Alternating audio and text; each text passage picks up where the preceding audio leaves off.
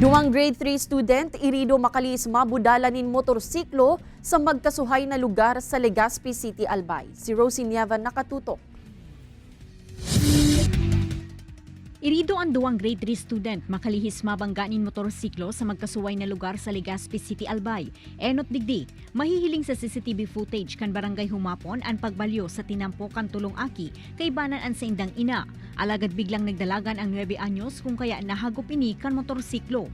Nagsapo ni lugad sa lawas ang biktima na tulos man ay dinalagan sa ospital. Po, paabot mi sa mga kabarangay, lalong-lalo na may mga aki kitan sa radit na nag-eskwela. Dapat ang mga magurang bantayan ninda o kung pwede nga ni ihatod sundo ninda ang mga aki. Mientras tanto sa barangay Taysa naman, mahihiling sa CCTV footage ang magtugang na nagbabalyuman sa pedestrian lane kan biglang duminalagan ang grade 3 student rason para mabangga ini kan motorsiklo. Nagsapo maninlugad sa lawas ang aki asin ang rider, alagad inagi naman sa areglo ang nangyari.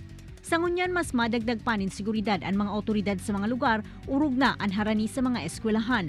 Nagpagirumduman ang kapitan kan barangay Taysan sa mga motorista na magluway-luway sa saindang pagmamaneho, urog na sa mga lugar na dakol ang mga nagaaging estudyante nganing malikayan ang mga aksidente.